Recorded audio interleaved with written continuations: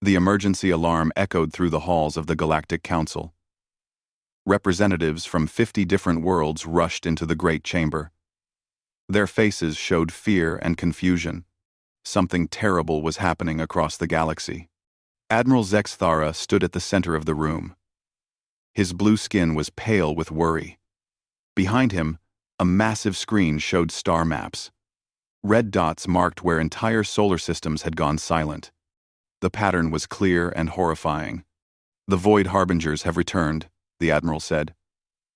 His voice was steady, but everyone could hear the fear underneath. After 10,000 years of sleep, they are awake again. The room erupted in frightened whispers. Every child in the galaxy knew the old stories. The Harbingers were ancient monsters that ate whole worlds. They turned planets into fuel for their massive ships. No one had seen them for so long that many thought they were just myths. "How many ships do they have?" asked Ambassador Veltara from the crystalline worlds. Her crystal body sparkled with nervous energy. "Our scouts report at least 300 vessels." "Zex," Thara replied. "Each one is the size of a small moon. They are moving toward the galactic center. They destroy everything in their path." The screen showed footage from the last surviving probe. Massive biomechanical ships floated through space. They looked like twisted combinations of metal and flesh. Smaller ships swarmed around them like hungry insects. Where they passed, stars dimmed and planets crumbled to dust. "They are not just destroying worlds," the Admiral continued. "They are eating them, converting all matter into energy to feed their awakening. Every system they consume makes them stronger." Fear filled the chamber. Representatives clutched their seats as they watched their worst nightmare come true. The Harbingers had destroyed countless civilizations before their last sleep. Now they were back and hungrier than ever. "What can we do?" whispered Commander Hive Node 7 from the Insect Collective. His compound eyes reflected the terrible images on the screen. "We fight," said Warchief Krexmal of the Warrior Clans. He slammed his massive fist on his desk. "We gather every ship in the galaxy. We make our stand at the Nexus Sector." "The Nexus Sector?" questioned Ethereal Mistress Silaria. Her ghostly form flickered with surprise. "That is near human space." Admiral Zex Thara nodded grimly. "The Harbingers are heading directly through that region. If we position our combined fleets there, we can force them into a single, large battle. It is our best chance to stop them before they reach the core worlds." The room buzzed with activity as military leaders began making plans. The Kethnal Empire promised their entire battle fleet. The crystalline worlds would bring their planet-killing dreadnoughts. Even the mysterious Ethereal Collective agreed to send their reality-bending warships. "What about the humans?" asked someone from the back of the room. The question caused a brief silence. Humanity was still relatively new to galactic politics. They had only joined the Council 50 years ago. Their technology seemed basic compared to other species. Most representatives forgot they existed. "Send them the standard war summons," Admiral Zex Thara said, with a wave of his hand. "Every species must contribute what they can." 3 days later, the responses came flooding in. The Vex Ani promised 500 crystalline ships. The Hive Mind would bring 2,000 carrier vessels. The warrior clans offered their entire armada of assault cruisers. Even small trading worlds promised to send patrol boats. Then came humanity's response. It was read aloud to the entire council. The message was short and simple. "Earth acknowledges the threat. We will send one ship to assist in the defense.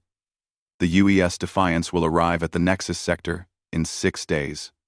Silence filled the chamber. Then came the laughter.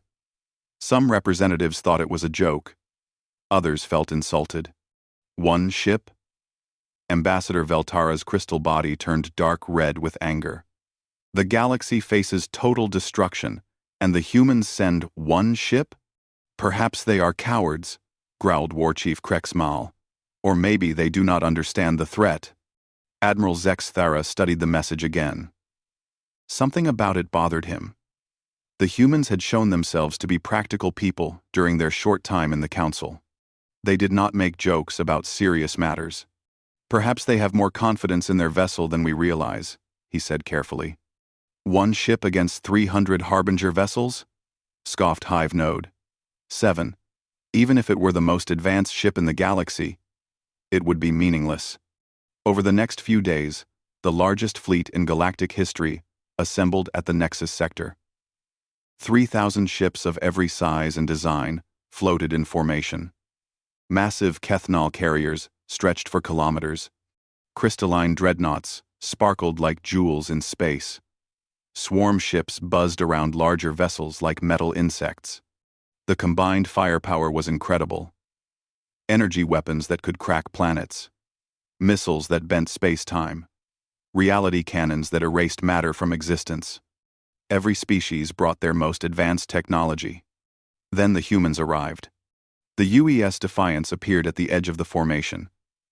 Compared to the massive alien vessels, it looked tiny. The ship was maybe 300 meters long. Its hull was dark, gray metal, with no decorations. It looked old and simple next to the gleaming alien technology. "That is what they sent?" whispered Ambassador Veltara to her aide. "It looks like a cargo hauler." Captain Sarah Chen's voice came over the communication channels. Her words were calm and professional. UES Defiance. Reporting for duty. Requesting minimal fleet coordination. We will operate independently. Admiral Zex Thara stared at the small human ship on his tactical display. Around it, 3,000 of the most advanced warships in the galaxy, prepared for the battle of their lives. The Admiral shook his head slowly. "Either the humans are completely insane," he muttered to himself, "or they know something we do not." The waiting was the hardest part. 3,000 ships floated in the darkness of space, watching the long-range sensors. Every few hours, the red dots on the tactical displays moved closer.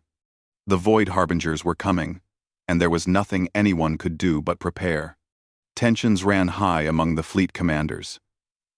Species that had been enemies for centuries now found themselves fighting side by side.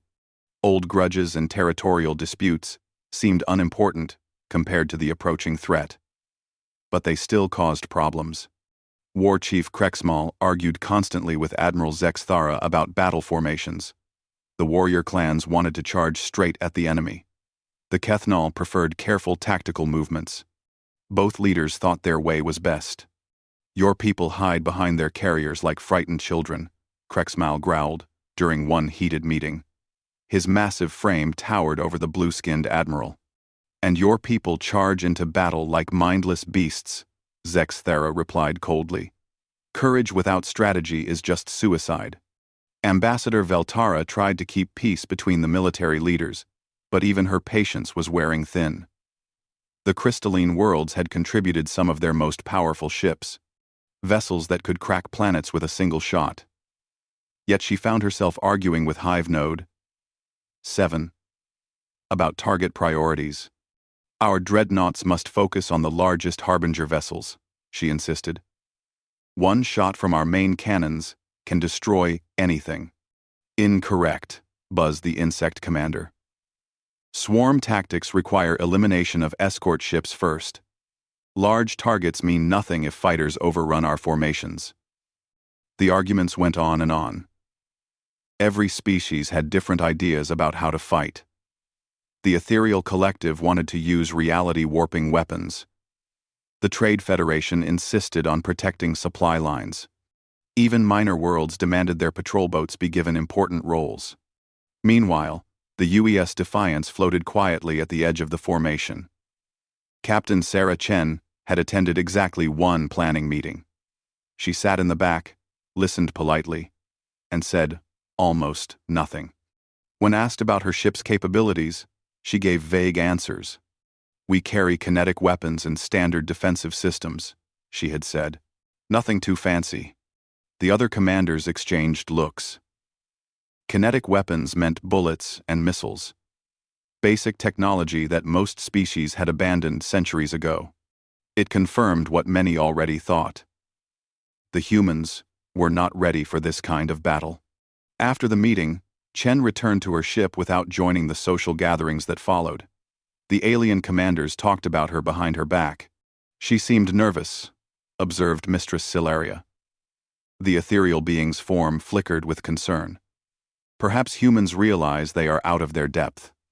I still cannot believe they sent only one ship, muttered Ambassador Veltara. Even if they lack advanced vessels, surely they could have contributed more hulls. Admiral Zex Thara found himself watching the human ship on his sensors. It maintained perfect formation distance, but communicated only when necessary. The Defiance ran silent, with minimal energy signatures, almost like it was trying to avoid attention. Perhaps they plan to retreat when the battle begins, suggested his tactical officer. One ship could escape easily in the chaos. The admiral shook his head.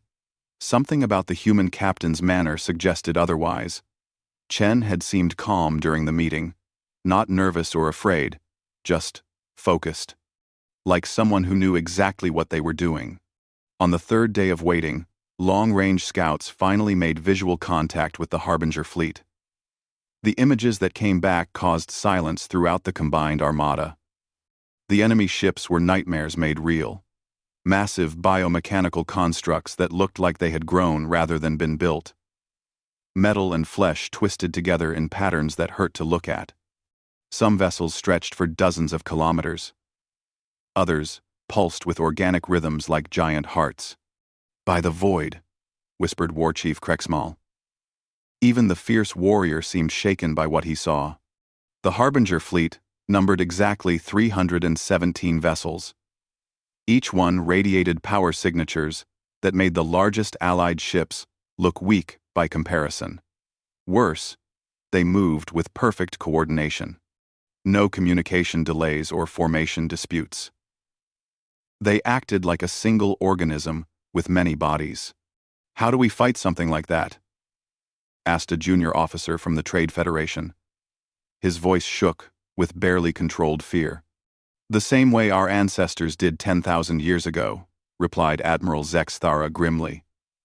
With everything we have, and hope it is enough. But privately, the Admiral had serious doubts. The historical records from the last Harbinger War were incomplete. Most civilizations from that era had been completely destroyed. The few survivors left only fragments of information.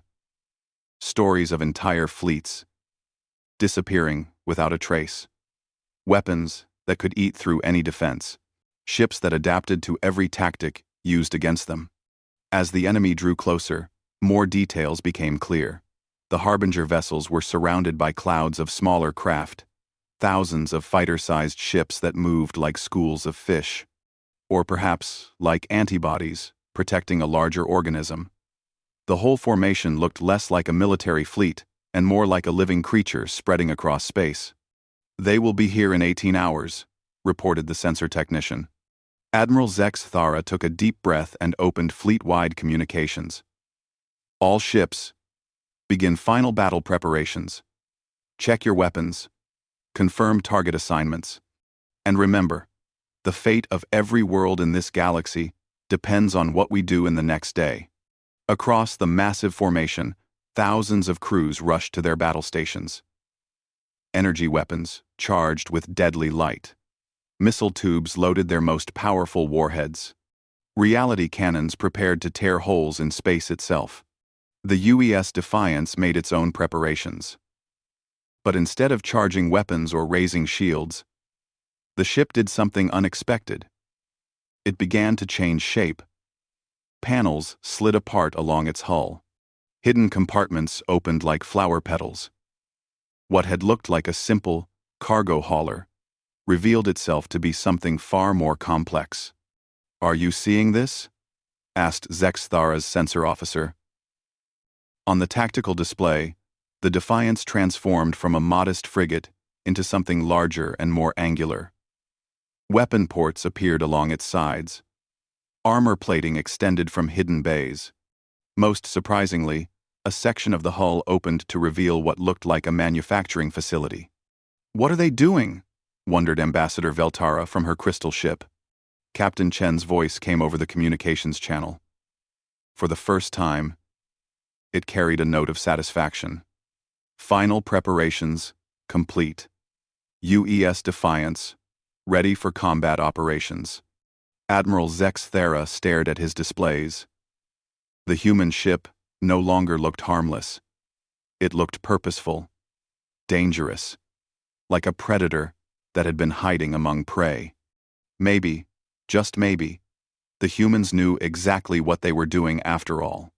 The Harbinger fleet emerged from hyperspace like a spreading disease. 300 massive biomechanical ships materialized in perfect formation. Around them, clouds of smaller vessels moved in patterns that made seasoned military officers feel sick just watching them. "All ships, engage at maximum range," Admiral Zex Thara ordered. "Fire everything you have." The response was immediate and overwhelming. 3,000 Allied vessels opened fire simultaneously. Energy beams that could melt asteroids lanced across space. Missiles with planet-cracking warheads streaked toward their targets. Reality cannons fired bursts that erased chunks of space-time itself. The light show was incredible. Weapons that represented the peak of galactic technology painted space with deadly colors. Any normal fleet would have been vaporized instantly by such firepower. But the Harbingers were far from normal. The alien bioships absorbed the energy attacks like sponges soaking up water. Their twisted flesh-metal hulls rippled and changed as beams struck them. What should have been devastating, hits barely left marks. Worse, the ships seemed to learn from each attack. The second wave of energy weapons was less effective than the first. "Impossible," breathed Ambassador Veltara.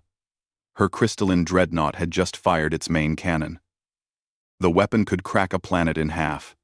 Against the Harbinger vessel, it left only a small burn mark that was already healing. The reality cannons fared no better. The exotic weapons that could erase matter from existence struck their targets and simply stopped working. The biomechanical hulls twisted around them somehow. Space-time bent in ways that made no sense. "They are adapting to our weapons in real time," reported Admiral Zex Thera's tactical officer. Fear crept into his voice. Every shot is less effective than the last. Then the Harbingers fired back. Their weapons defied description. Gravity whips that reached across space to grab ships and tear them apart.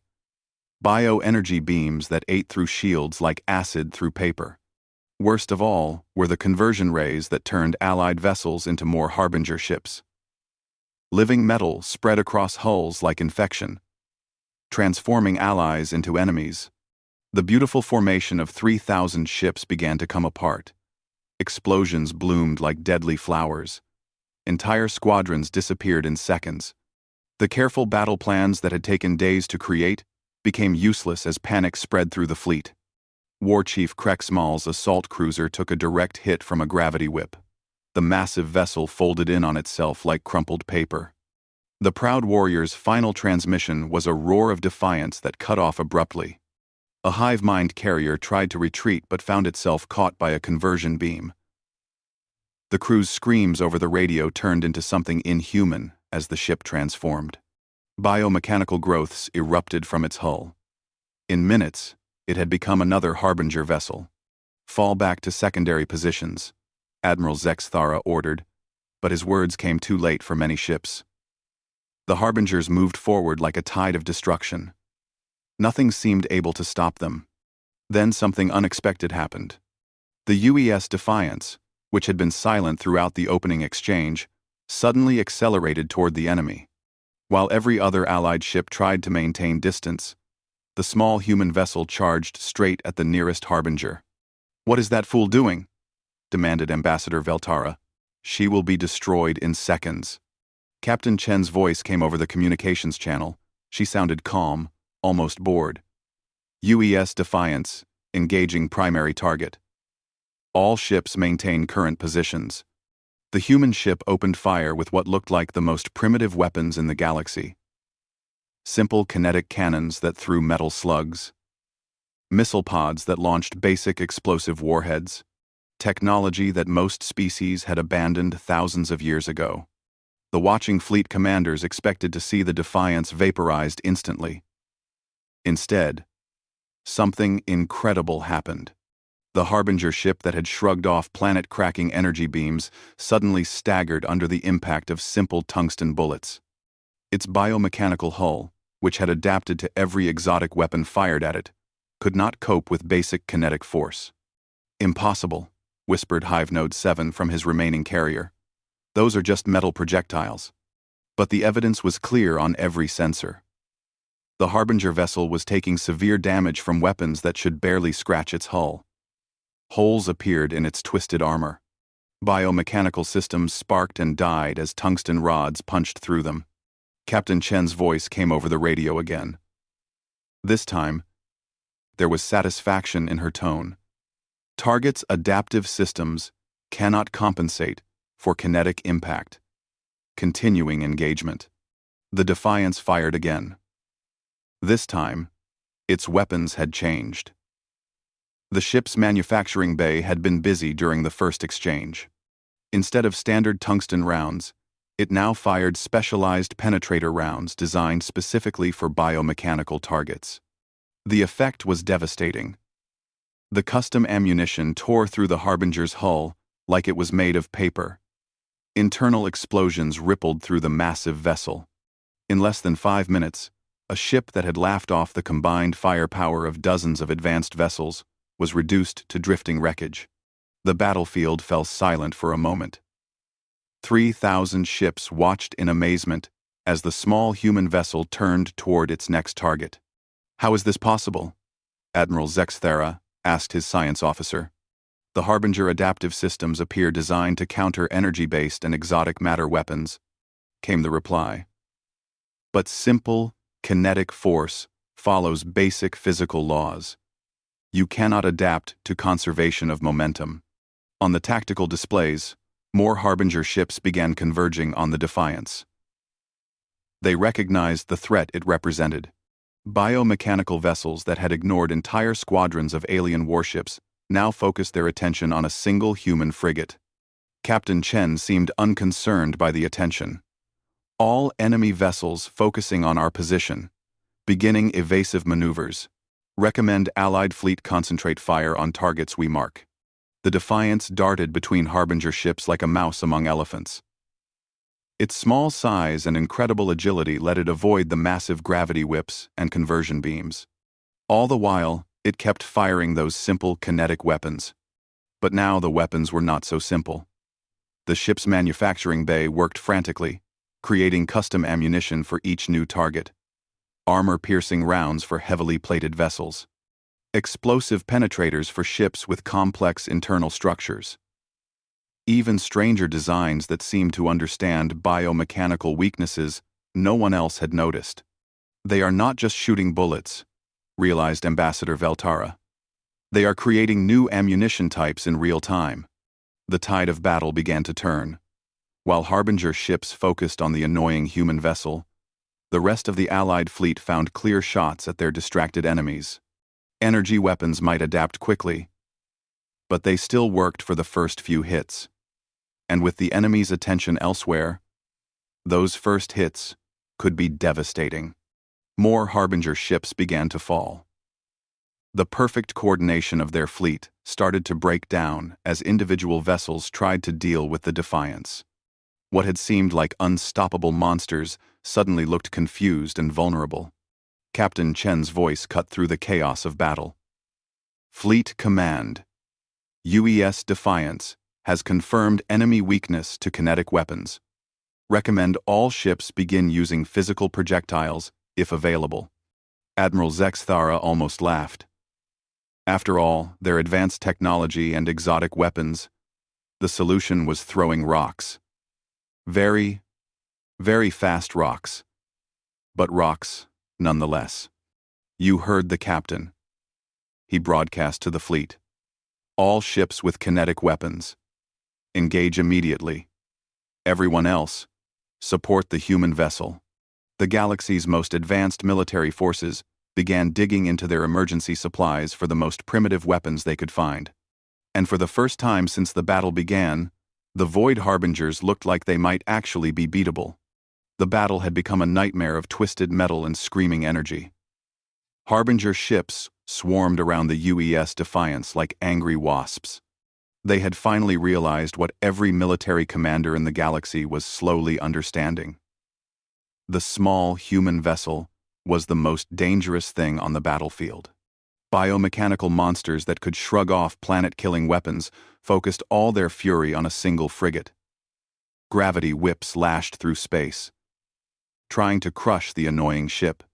Conversion beams painted deadly light across the darkness, seeking to transform the Defiance into another enemy vessel. But Captain Sarah Chen had not survived 30 years in the Earth Defense Force by being easy to kill. The Defiance danced between attacks with movements that seemed impossible for such a small ship. It twisted and spun through patterns that made alien tactical computers overheat, trying to predict its course. "How is that ship moving like that?" demanded Ambassador Veltara. Her crystal body pulsed with frustrated confusion. No vessel that size should have such agility. Admiral Zexthara studied the sensor readings carefully. The human ship's movements were not random. They followed patterns based on pure physics and mathematics. Chen was using the Harbinger's own size against them. The massive bioships could not turn quickly enough to track something so small and fast. She is treating this like a fighter engagement, he realized. Flying a frigate like it weighs nothing. The Defiance's manufacturing bay worked without pause. Through the transparent sections of the hull, alien observers could see automated systems building ammunition in real time. Robotic arms assembled rounds with mechanical precision. Chemical forges melted raw materials into custom alloys. The ship was not just carrying weapons. It was a floating weapons factory. Each salvo that emerged from the Defiance's guns was different from the last. Tungsten penetrators gave way to depleted uranium slugs. Explosive rounds were followed by kinetic harpoons that dragged monomolecular cutting wires through biomechanical hulls. Most devastating were the custom rounds designed for specific target types. A Harbinger ship, with heavy frontal armor, found itself struck by rounds that punched through the armor and exploded inside. Another vessel with regenerating bioflesh was hit with rounds containing special chemicals that prevented healing. The manufacturing bay seemed to understand alien biology better than the aliens themselves. "Impossible," breathed Hive Node 7 from his carrier. "How can they design effective ammunition so quickly?" The answer came from Captain Chen herself. Her voice cut through the chaos of battle communications with professional calm. "Target analysis complete. Mine. Harbinger biomechanical systems use standard carbon-silicon hybrid structures. Recommend all fleet elements focus kinetic fire on structural junction points." She was sharing information. Not just fighting the enemy, but teaching the entire galaxy how to fight them. As the human ship danced through the battle, it transmitted targeting data to every allied vessel. Weak points in biomechanical armor. Structural vulnerabilities in the twisted hull designs. Places where simple kinetic force could cause maximum damage. The Allied fleet began to rally. Ships that had emergency kinetic weapons dug them out of storage. Even vessels designed purely for energy combat found ways to throw solid objects at high speed. Crystalline ships launched chunks of their own hull material. Trade vessels fired cargo containers filled with dense metals. The results were immediate and dramatic. Harbinger ships that had seemed invincible began taking serious damage from improvised weapons. A massive biocarrier found itself crippled when a Kethnol cruiser fired its entire supply of emergency repair pods at maximum velocity. The simple metal containers punched through biomechanical armor like bullets through paper. But the Harbingers were learning too. Their adaptive systems might not be able to counter kinetic weapons directly, but they could change tactics. The bioships began working together more closely. Instead of attacking individually, they formed defensive clusters. Smaller vessels moved to intercept kinetic rounds before they could reach larger ships. "They are adapting their formation," observed Admiral Zex Thara's tactical officer. "Using escort ships as ablative armor." Captain Chen's response was immediate. "Confirmed. Enemy has shifted to defensive clustering, adjusting ammunition types." The Defiance's next salvo was unlike anything seen before. Instead of single large rounds, it fired thousands of tiny projectiles, flechette rounds that spread into clouds of metal needles. Each needle was too small to be intercepted, but together they could shred through escort ships and reach the larger vessels behind them. The human ship had become the conductor of a deadly orchestra. It identified targets, analyzed weaknesses, and created custom solutions in real time. Then, it shared that information with the entire fleet. What had been a chaotic battle slowly transformed into a coordinated assault. "UES defiance to all ships," Captain Chen transmitted. "Enemy vessels show structural weakness in biomechanical joint connections. Target recommendation: continuous kinetic barrage at junction points marked on your tactical displays." Targeting information flowed from the human ship to the entire fleet. Red markers appeared on alien tactical screens, showing exactly where to aim. The galaxy's most advanced computers could not have processed that much battlefield data so quickly, but somehow, the small human vessel was doing it effortlessly. The effect on the battle was immediate. Allied ships that had been firing randomly now concentrated on specific weak points. Harbinger vessels that had seemed invincible began falling apart as their biomechanical joints were systematically destroyed. The creature's own size worked against them as structural failures cascaded through their massive hulls. A Harbinger ship the size of a city died when targeted kinetic fire severed the connections between its organic and mechanical components. The bioflesh writhed helplessly as the metal framework collapsed. Another monster lost power when precision shots from 6 different ships struck its central energy distribution node simultaneously. "The tide is turning," Admiral Zex Thara announced to the fleet. "Continue concentrated fire on marked targets." But even as Allied ships began to taste victory, more Harbinger vessels emerged from hyperspace. The enemy had been holding reserves. Fresh bioships arrived every few minutes, replacing those destroyed by kinetic weapons. Worse, these new arrivals seemed different. They moved with more purpose. Their hull designs showed modifications that might protect against kinetic attack. "Enemy reinforcements, adapting to our tactics," reported the sensor technician. "New arrivals show enhanced structural integrity." Captain Chen's voice remained calm, despite the growing threat. "Confirmed. Enemy bringing adaptive reinforcements. Beginning development of countermeasures." The Defiance's manufacturing bay shifted into overdrive. New types of ammunition began emerging from its production lines. Rounds designed to deal with improved armor. Weapons that could adapt as quickly as the enemy's defenses. The human ship was fighting an engineering war, and it refused to lose. But even human ingenuity had limits. The Defiance was taking damage from near misses and the stress of constant maneuvering. Its hull showed scorch marks from energy weapons that had come too close. Worse, the manufacturing bay was running low on raw materials. "Captain Chen," Admiral Zex Thara called over private communications. "Your ship has done more than anyone could have asked. Consider withdrawing to resupply." The response came without hesitation. "Negative, Fleet Command. Mission parameters have not changed. UES Defiance will continue engagement."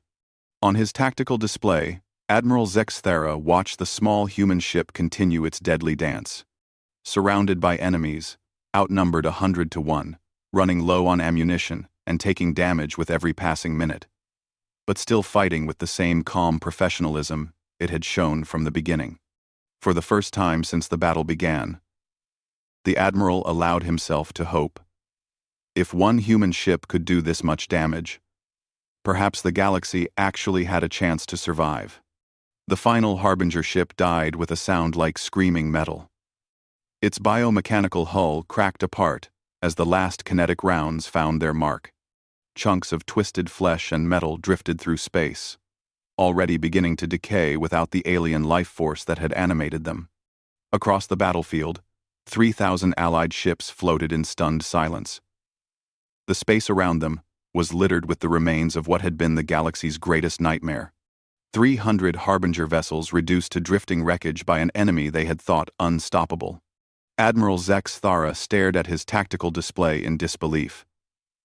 The red markers that had represented approaching doom were gone. In their place were green indicators showing Allied vessels. Damaged, exhausted, but alive. And at the center of the formation, still intact, despite everything thrown at it, floated the UES Defiance. Fleet command to all ships, the Admiral broadcast. Enemy force has been neutralized. Begin rescue and recovery operations. But even as his crews celebrated, questions burned in Zex Thara's mind. How had one small ship turned the tide of a battle that should have ended in galactic extinction? What kind of people built weapons that could defeat an enemy that had destroyed countless civilizations? The answer came when Captain Chen accepted his request for a private communication channel. Her image appeared on his screen, a middle-aged human woman with graying hair and tired eyes. She looked like she had been through a war, which she had. Captain Chen, Admiral Zex Thara began carefully. On behalf of the Galactic Council, I must thank you. Without your ship's intervention, we would all be dead. But I have questions that need answers. Chen nodded slowly. I figured you would. What do you want to know? Everything, the Admiral replied. Your weapons, your tactics, your ship design. How did humanity develop technology that could defeat an enemy we could barely scratch? For a long moment, Chen was silent. Then she smiled. Not a happy expression, but something sadder and more complex. Admiral, you are asking the wrong question. You want to know how we built better weapons. The real question is why we built them at all. She gestured to something off-screen, and the view shifted to show the Defiance's manufacturing bay. The facility was still running. Even after the battle, robotic arms moved with mechanical precision, breaking down salvaged materials and rebuilding them into new ammunition types. Every species in the galaxy reached for the stars for noble reasons. Chen continued. Exploration, trade, knowledge, expansion. Humanity's space program started for one reason only. We needed better ways to kill each other. Admiral Zex Thara felt a chill run through his blue skin. What do you mean? When humans first developed space travel, we were in the middle of our Third World War, Chen explained matter-of-factly. Chemical weapons, nuclear bombs, biological warfare. We had tried everything. Space seemed like the ultimate high ground. Whoever controlled orbit controlled the planet. The implications were staggering. While other species had developed space technology for peaceful purposes, humans had weaponized it from the very beginning. Every system, every component, every design choice was made with warfare in mind. The Defiance looks like a cargo ship because that is what we wanted you to think, Chen continued. Humans learned early that looking harmless provides tactical advantages, but this ship was designed as a weapons platform first.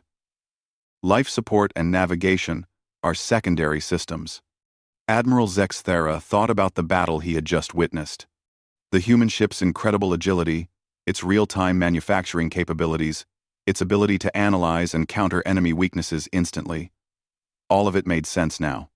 You turned war into a science, he said quietly. We turned survival into an art form, Chen corrected. Every human ship is built to fight. Every human technology serves a military purpose. When your people developed energy weapons, you thought about clean power and efficient propulsion. When we developed them, we thought about how to make them kill more effectively. She paused, studying the Admiral's expression. You asked how we defeated an enemy that destroyed countless civilizations. The answer is simple. We are better at killing things than they were. The conversation was interrupted by incoming transmission requests from dozens of Allied commanders. Everyone wanted to understand what they had just witnessed. Chen sighed and opened a fleet-wide communication channel. "This is Captain Chen of the UES Defiance. I know you all have questions. Here are the answers." The human woman's image appeared on screens throughout the fleet. Her tired but professional demeanor somehow made her words more frightening, not less. Humanity's approach to warfare is based on a simple principle. If violence does not solve your problem, you are not using enough violence. While other species developed increasingly complex weapons, we perfected the fundamentals. Mass times velocity equals destruction. You cannot adapt to physics. She gestured toward the debris field that had once been the Harbinger fleet.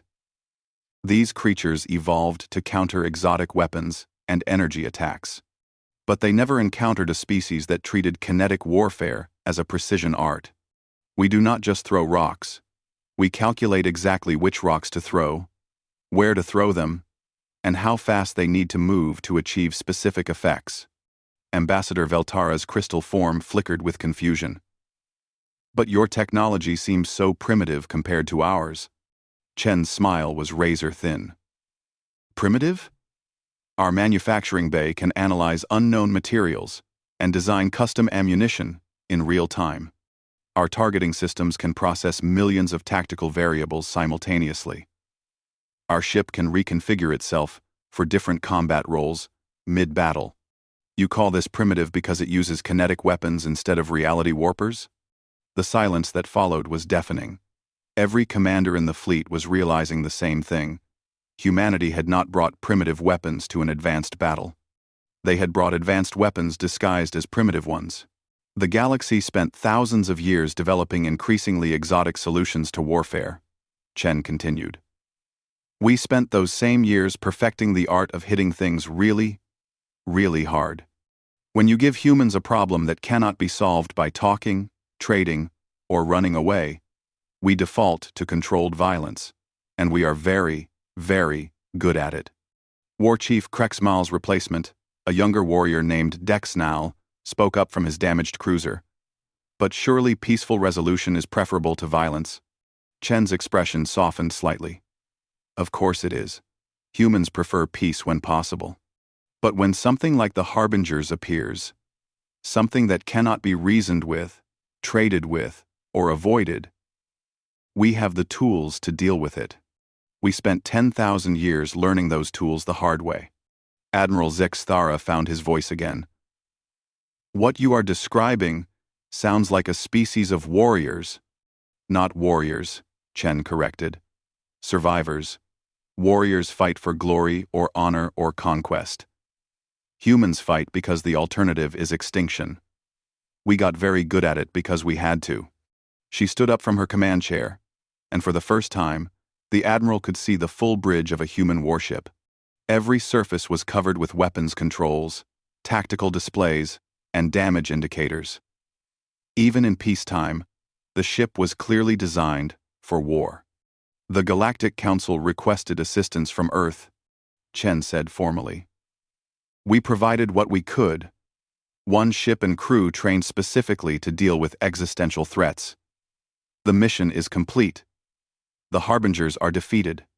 But as the communication ended, Admiral Zexthara realized that humanity had revealed more than just their military capabilities. They had shown the galaxy what it meant to be a species that had survived everything their own world could throw at them, and emerged stronger for it.